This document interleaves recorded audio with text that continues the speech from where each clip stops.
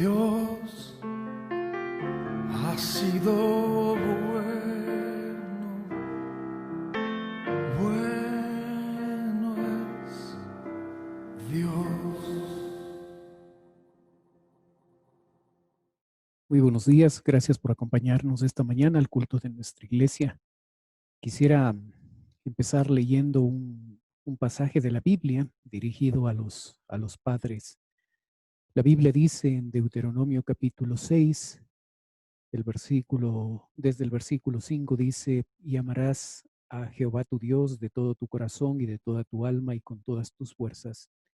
Y estas palabras que yo te mando hoy estarán sobre tu corazón y las repetirás a tus hijos y hablarás de ellas estando en tu casa y andando por el camino y al acostarte y cuando te levantes. Y las atarás como una señal en tu mano y estarán como frontales en tus ojos. Quiero desearles un feliz Día del Padre. Gracias por acompañarnos esta mañana, todos los padres, y quisiera tener una palabra de oración. Padre Celestial, queremos darte gracias, Señor, por la bendición de ser padres, y gracias porque nos das el privilegio y la responsabilidad de colocar en el corazón de nuestros hijos, de nuestra familia, tu palabra de Dios, tu palabra en ellos, Señor, y ayúdanos para que podamos hacerlo de manera adecuada. Gracias por la bendición de ser padres, y te pedimos que estés guiando nuestros pasos cada momento, Señor. Padre, ahora que vamos a abrir tu palabra, queremos pedir que tú puedas ayudarnos en el estudio y en el entendimiento de tu palabra en nuestra vida, Señor. Oramos en el nombre de Cristo Jesús. Amén. Muy bien, vamos a abrir nuestra Biblia, por favor, en el primer libro de Reyes en el Antiguo Testamento, primero de Reyes, capítulo 17, por favor. Y vamos a dar lectura a estos versículos, recordándole que estamos en nuestra serie de mensajes titulada ¿Cómo soportar las épocas difíciles? ¿Cómo soportar las épocas difíciles? ¿Cómo enfrentar la vida cuando se ha tocado fondo? Es nuestro mensaje número 10 y vamos a estar aprendiendo acerca de esto. La palabra de Dios dice, empezamos en el versículo 1, por favor, primero de Reyes capítulo 17, verso 1. Entonces Elías Tisbita, que era de los moradores de Galat, dijo a Acab: vive Jehová Dios de Israel, en cuya presencia estoy, que no habrá lluvia ni rocío en estos años, sino por mi palabra. Y vino a él palabra de Jehová diciendo: apártate de aquí y vuélvete al oriente y escóndete en el arroyo de Querit, que está frente al Jordán. Beberás del arroyo, y yo he mandado a los cuervos que te den allí de comer. Y él fue e hizo conforme a la palabra de Jehová, pues se fue y vivió junto al arroyo de Querit, que está frente al Jordán, y los cuervos le traían pan y carne por la mañana y pan y carne por la tarde, y bebía del arroyo. Pasados algunos días se secó el arroyo porque no había llovido sobre la tierra. ¿Sí? Y hasta ahí la lectura de la palabra de Dios. Nosotros debemos darnos cuenta de las circunstancias difíciles que en este momento está llegando a enfrentar no solo la nación de Israel, sino todos los otros sectores alrededor de esta nación va a experimentar todo esto. El hecho de que no haya lluvia va a producir un efecto tremendo en la nación. Elías es alimentado por cuervos, y ahora lo que vamos a estudiar es cómo Dios le va a proveer, le va a alimentar a él a través de una viuda gentil, la viuda de Sarepta. Así es que es importante el verso 7, donde nos dice a nosotros, nos habla de estas circunstancias difíciles. Y pasados algunos días, no se precisa cuánto tiempo pasó, pero después de este tiempo llegan a experimentar el hecho de que no va a llover. Pasados algunos días se secó el arroyo porque no había llovido sobre la tierra. Ese verbo había comunica la idea de que en un momento específico, en un momento puntual, no fue un proceso donde dejó de llover. Y obviamente el hecho de que el arroyo se vaya secando fue algo paulatino. El texto bíblico nos muestra a nosotros no solo no solo un tema de algún tiempo, de circunstancias difíciles, sino el texto bíblico ahí en Lucas 4, 25 y 26 nos dice: y en verdad os digo que muchas viudas había en Israel en los días de Elías, cuando el cielo fue cerrado por 3 años y 6 meses. Y hubo una gran hambre en toda la tierra, pero a ninguna de ellas fue enviado Elías, sino a una mujer viuda en Sarepta de Sidón. Usted puede observar en el texto que esta crisis que iban a experimentar, estas circunstancias difíciles, tenía que ver con 3 años y 6 meses. No era una crisis momentánea, una crisis de algunos días nada más. Era un hambre tremenda y aquí Dios envía a que Elías pueda llegar a ser sustentado por una viuda, no de la nación de Israel, sino de una nación pagana. Nosotros acabamos de observar el hecho de que el motivo por el cual se llega a producir esta sequía es el pecado directo del rey de Israel, Acab. Él había pecado y Dios va a castigarle a él y va a castigar a la nación de Israel y a los otros sectores alrededor de Israel con una tremenda sequía, y esto va a afectar la vida cotidiana. ¿Sabe? Dios le envía a Elías para que él pueda llegar a ir allá a Sarepta, a vivir a ese lugar. Ahora, es interesante que los versos 8 y 9 nos muestran la orden de Dios. El texto bíblico dice: vino luego a él palabra de Jehová diciendo: levántate, vete a Sarepta de Sidón y mora allí. He aquí, yo he dado orden allí a una viuda, a una mujer viuda que te sustente. Usted puede llegar a observar que fue una orden directa de Dios. Los verbos levántate y vete son imperativos, son órdenes de Dios de ir a morar, de ir a vivir por un tiempo en ese sitio, en ese lugar. Lo interesante es que también Dios le, le dio una orden a esta mujer que todavía no conocía a Elías, ni Elías le conocía a ella. Era una viuda. Yo he dado orden allí. No sabemos exactamente cómo Dios se comunicó con esta mujer para darle orden, pero ella tenía la orden de sustentar al profeta Elías. Así es que hay una orden dada al profeta Elías y una orden a esta mujer para que ella pueda llegar a sustentar al profeta Elías. Ese verbo sustentar recibe el énfasis aquí. Este hombre, Elías, este profeta, va a llegar a ser sustentado por una viuda. La característica general de una viuda es que estaba en un momento difícil en cuanto a la economía. Así es que es bastante particular el hecho de que Dios esté diciendo acá que Él va a sustentar a Elías a través de una viuda. ¿Cómo reaccionó Elías a esta orden?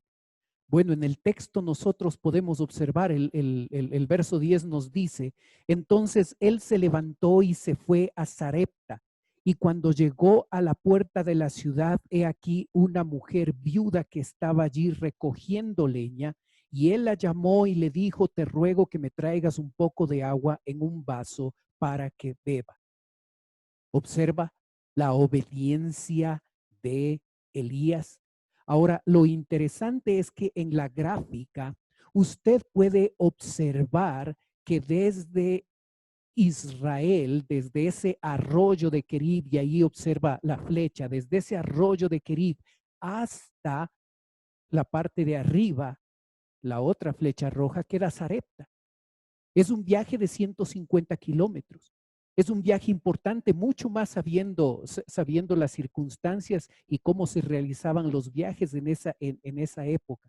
No era pequeño el viaje, y lo significativo también era que Sarepta se encontraba fuera de la nación de Israel. Así es que Dios le manda a este hombre a que vaya a un sitio que no está dentro de la nación de Israel, una nación pagana, para ser sustentado por una mujer pagana, una mujer que era viuda. A esa mujer le da orden Dios para que llegue a sustentarle. Ahora, lo interesante es que ese sitio donde esta mujer va a ser sustentada tenía algunas características particulares. Las vamos a revisar en un momento. Pero lo interesante del texto es el hecho de que este hombre, ¿sí? El que se menciona aquí en el pasaje en Primero de Reyes 16, porque le fue ligera cosa andar en los pecados de Jeroboam, hijo de Nabat, y tomó por mujer a Jezabel, hija de Edbaal, rey de los Sidonios, y fue y sirvió a Baal y lo adoró. El rey de Israel, Acab, llega a casarse con una mujer llamada Jezabel. Jezabel, su casa era Sidón, ¿sí? Ella procedía de allí. Su padre, que también era rey y estaba a cargo de esa región, se llamaba Et-Baal.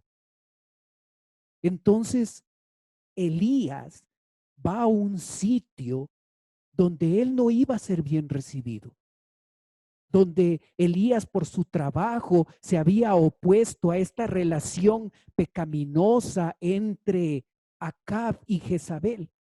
Y por tal motivo va a un sitio donde era la casa de esta mujer.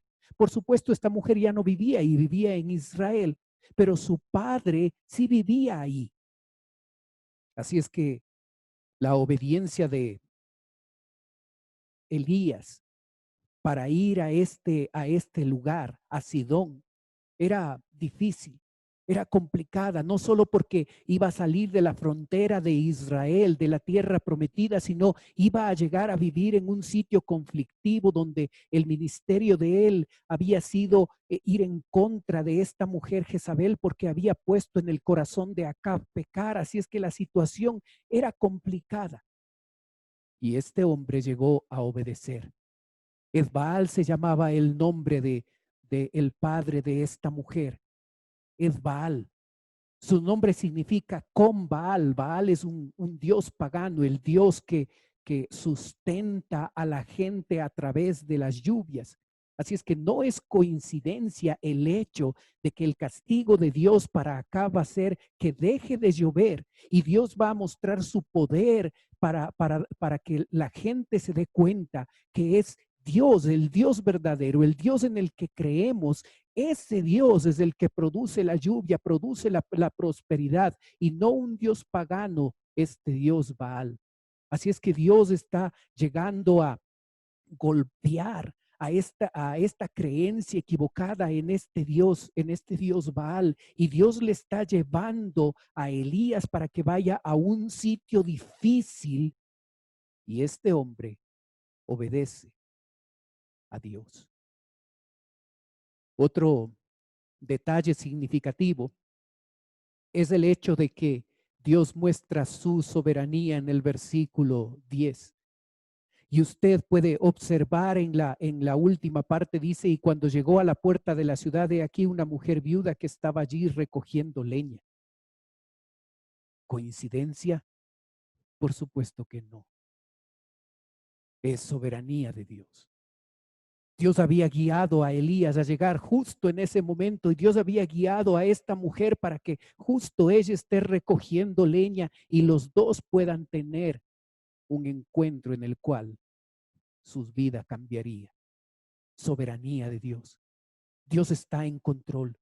Dios es el que guía todos los detalles, es el que está en control de cada cosa que sucede y nosotros en medio de circunstancias difíciles como hoy en día estamos experimentando, debemos darnos cuenta que Dios está en control. Esos detalles y esas cosas que nosotros podemos llamar coincidencias, en verdad es el control de Dios y la soberanía de Dios de todo lo que sucede. Pero sabe, los versos el verso 11 nos da un detalle interesante y podemos leer desde la última parte del verso 10 donde dice, y él la llamó y le dijo, te ruego que me traigas un poco de agua en un vaso para que beba. Verso 11. Y yendo ella para traérsela, él la volvió a llamar y le dijo, te ruego que me traigas también un bocado de pan en tu mano. ¿Por qué Elías le dio una orden a esta mujer en dos etapas? ¿Por qué lo hizo así? ¿Por qué al inicio le pide un vaso de agua y luego, mientras ella está yendo a traer ese vaso de agua, Elías le llama, le dice, ven, me olvidé un ratito de algo más y le dice, tráeme un bocado de pan? ¿Por qué una orden en dos etapas? Usted puede observar que la reacción de la mujer para traer agua tenía su complicación. No había agua. Así es que para ella fue difícil esa parte de la orden, pero de todas maneras fue. Y mientras estaba yendo, Elías le llama y le dice, ¿sabes qué? Tráeme un bocado de pan en tu mano. Observa. El verso 10 dice, te ruego. Y el verso 11 dice, te ruego. Te ruego que me traigas. Verso 11, te ruego que me traigas. Las mismas frases. No nos confundamos con la frase te ruego, como si Elías estuviera pidiéndole un favor a la mujer. Porque el verbo traigas, que ocurre dos veces aquí en estos versículos, son imperativos, son órdenes por parte de Elías. Él lo está haciendo con cuidado, con tacto, pero le está dando una orden directa, una orden en dos etapas a esta mujer. Y ella debe obedecer. O por lo menos eso es lo que se espera. Y para mostrarle de manera didáctica Elías a esta mujer lo difícil de su petición, le muestra en dos etapas el cumplimiento de esta orden. Nosotros podemos observar cómo la mujer llega a responder. Y no solo la respuesta de esta mujer, sino algunos detalles de esta viuda son significativos aquí en el texto. En el verso 12, nosotros podemos observar la situación crítica en la que se encontraba esta viuda.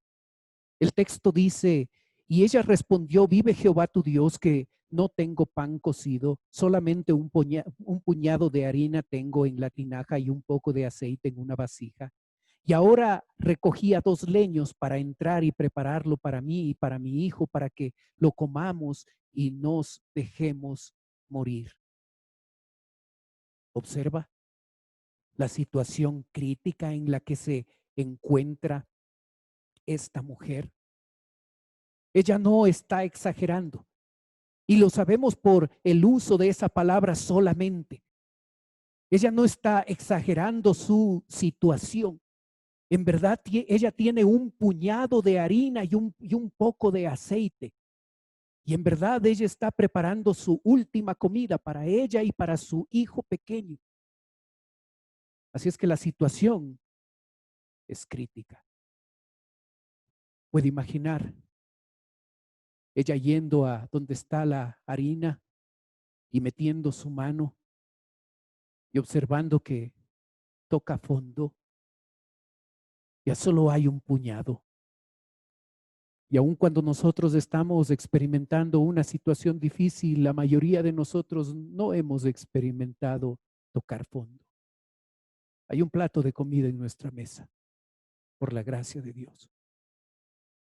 Pero sabe, para ciertas personas y para ciertas personas de nuestra iglesia han tocado fondo.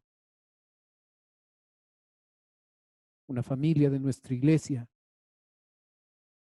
estaba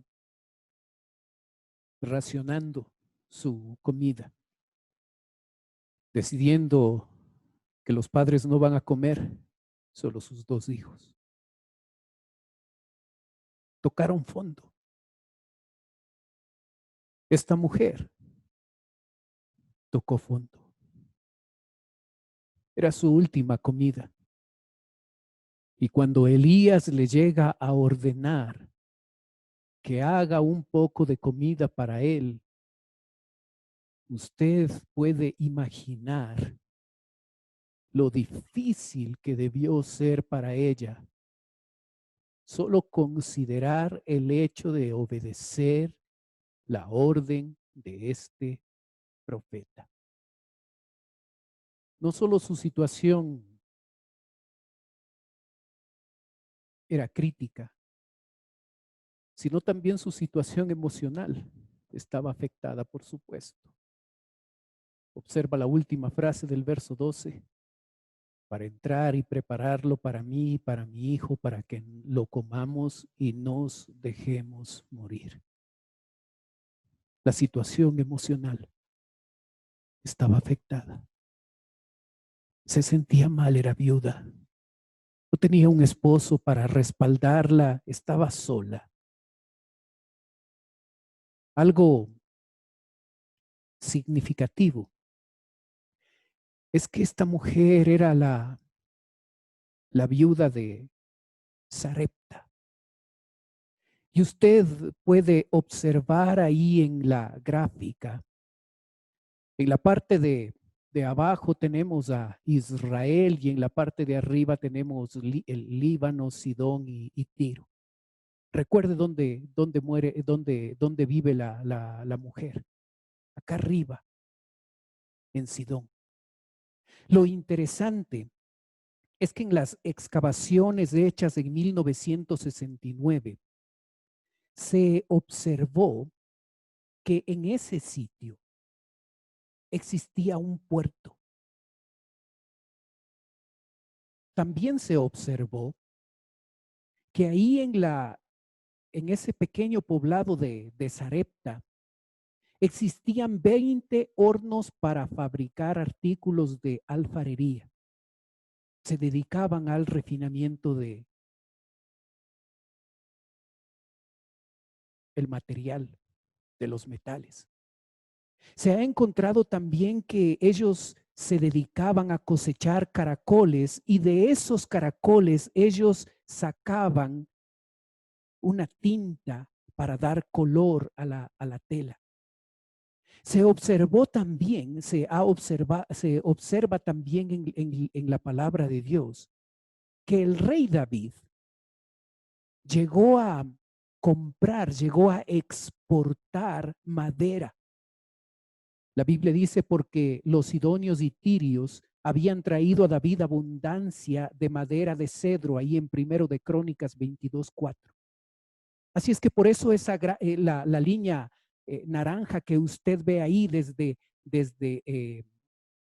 el Líbano hasta la nación de Israel es la ruta marítima que se utilizó probablemente para transportar un montón de madera para que David pueda preparar el material para que su hijo Salomón llegue a construir el templo.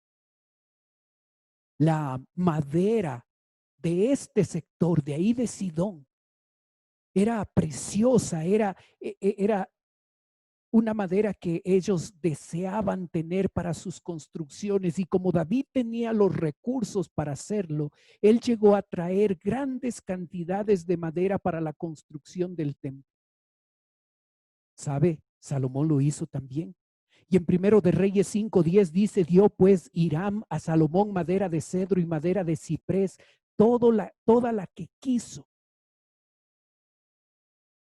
Salomón también exportó madera de este sitio. Y de hecho Salomón fue tan impactado por la calidad de madera que en Primero de Reyes 4:33 Salomón llega a hacer una disertación refiriéndose a la madera del Líbano, de acá de Tiro y de Sidón. Así es que puede usted imaginar que el lugar donde vivía esta mujer era un lugar próspero. Había trabajo, había recursos. El verso 19 de nuestro texto hace referencia a que la casa de esta viuda tenía un aposento, es decir, una habitación en un segundo piso donde se hospedó Elías. Las casas de los pobres eran en una sola planta y el hecho de que tenga un segundo piso nos da una referencia clara a que la posición económica de la mujer era buena. Había trabajo, la gente se dedicaba a exportar madera a Israel. La gente se dedicaba a cosechar caracoles, la gente se dedicaba a trabajar en los hornos para el refinamiento de los metales. Y nosotros podemos observar que el lugar, ese sitio era un lugar próspero. Y usted puede imaginar cuando esta mujer no era viuda, su esposo quizás trabajando en una de estas profesiones, había los recursos necesarios para tener una casita con 2 plantas y tenían su pequeño hijo. Pero mientras las cosas estaban bien, de pronto quedó viuda. No sabemos por qué, no sabemos las circunstancias. Era una madre sola, criando a su pequeño. Y salió adelante, pero las cosas se agravaron. Llegó la primavera y las lluvias no llegaron. Y las cosas se complicaron. Y esta mujer llegó a tocar fondo, a tener un puñado de harina y un poco de aceite para preparar la última comida para ella y para su pequeño hijo. La Biblia está llena de historias donde personas tocaron fondo. José, tirado en una cisterna. Pablo y Silas, encarcelados, los 3 amigos de Daniel, en un horno. Los discípulos saliendo a pescar y no encontrando nada. Has tocado fondo.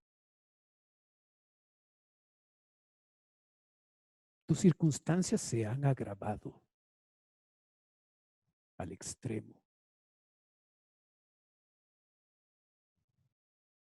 ¿Observas lo difícil que fue para esta viuda llegar a obedecer la orden de Elías de hacer un poco de comida y traerle a él? Observa el verso 13 y el verso 14. Elías le dijo: no tengas temor, ve, haz como has dicho, pero hazme a mí primero de ello y una pequeña torta cocida debajo de la ceniza y tráemela, y después harás para ti y para tu hijo. ¿Observas la dificultad? No tengas temor. Ten ánimo. Pon confianza. Ejerce fe. Ahora lo interesante es que esta mujer no era judía, era una pagana. No, no era creyente.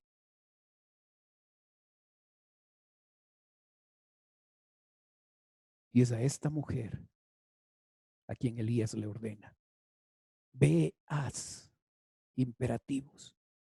Haz primero, después harás para ti.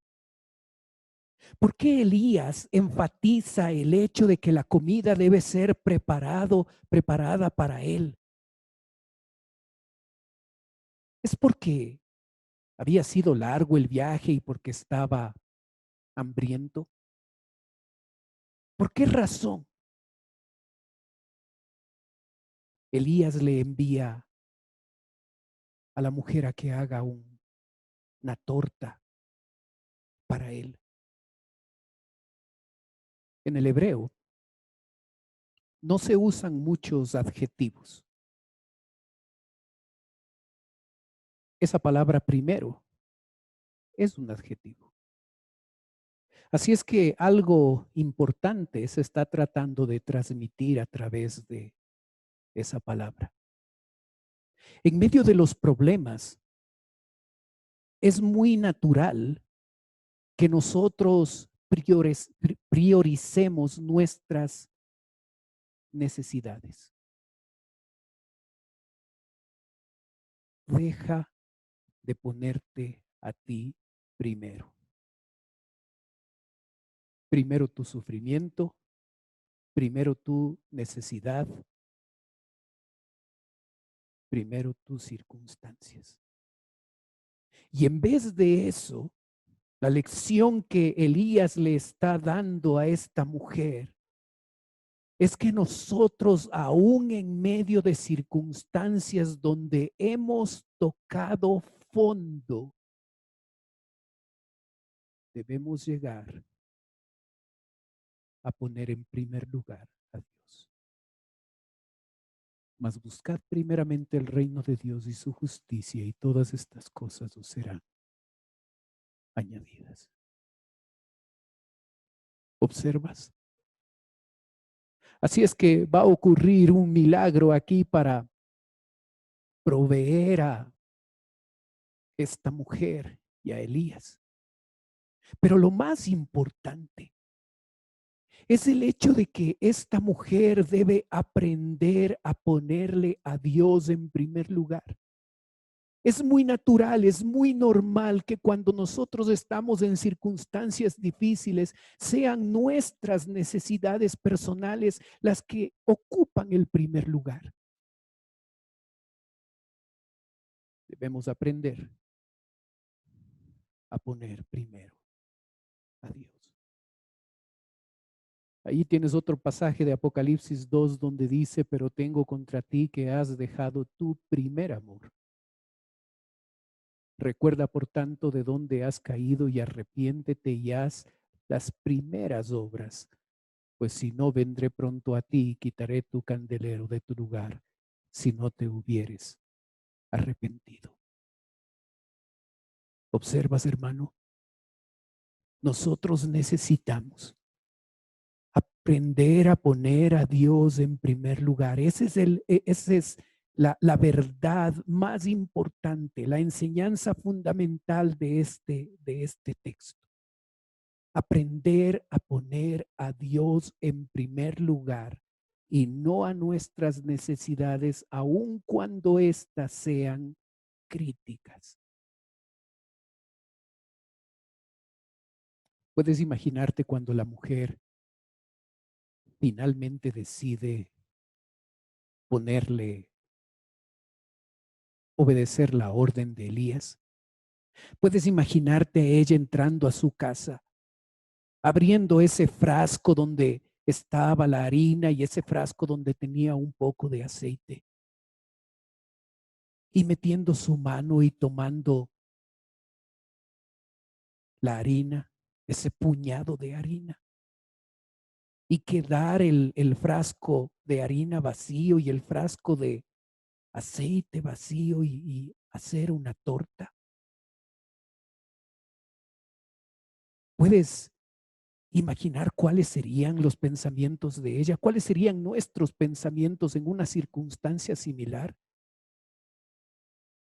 Estoy ocupando toda la harina y todo el aceite que me sobra para hacer una torta y para hacerla para un hombre extraño, un hombre que ni siquiera es de mi nación, que tiene un Dios diferente, un Dios, el Dios de Israel. ¿Puedes imaginar las dudas que pudo ella tener? Y a pesar de eso, ella obedeció. Un poco de harina y un poco de aceite. Y con eso que era poquito, Dios hizo un milagro para dar de comer a ella y a Elías por meses.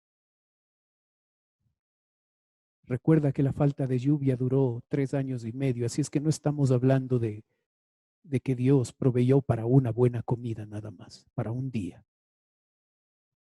La provisión fue grande de parte de Dios.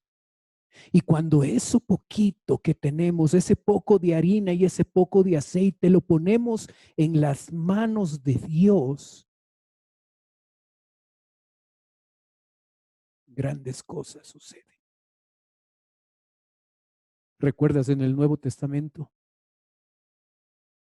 5 panes y 2 peces puestos en las manos de Jesús. ¿Cuántos comieron? No depende de lo poco que tienes. Depende en qué manos está. Y cuando nosotros le damos la prioridad a Dios, poniendo en un lugar secundario nuestras necesidades personales, Dios puede obrar de manera grande. En el verso 14, Elías le da la razón a esta mujer. Porque Jehová Dios de Israel ha dicho, así la harina de la tinaja no cesará, ni el aceite de la vasija disminuirá hasta el día en que Jehová haga llover sobre la faz de la tierra. Es muy significativo el hecho de que Elías se refiera a Jehová como el Dios de Israel, porque no estaba en Israel. Porque esta mujer probablemente creía como los demás de su nación ahí en Sidón.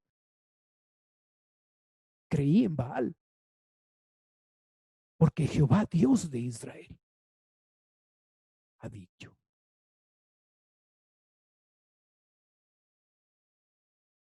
Y luego este hombre que a través de este versículo 14 está llegando a poner la confianza, ayudando a la mujer a que ponga la confianza en el Dios de Israel. Van a llegar a experimentar la bendición que Dios les da en el verso 15 y 16. Entonces ella fue e hizo como le dijo Elías y comió él y ella y su casa muchos días. Y la harina de la tinaja no escaseó ni el aceite de la vasija menguó conforme a la palabra que Jehová había dicho por Elías. Hermano, recuerda que esta fue una crisis que duró 3 años y medio. 3 años y medio. Y Dios de manera sobrenatural, con un poco de harina y un poco de aceite, sustentó a esta mujer y sustentó a Elías. Y lo que nosotros debemos llegar a aprender es como Elías enseñó a la viuda de Sarepta, que lo primero debe ser Dios en su vida. Aún su propia necesidad debe ocupar un segundo plano. ¿Cómo enfrentar la vida cuando se ha tocado fondo? Ponga a Dios en primer lugar y Él se encargará. Puedes enfrentar tus circunstancias difíciles de distintas maneras. Solo una es efectiva. Ponga a Dios en primer lugar y Él se encargará. Oremos.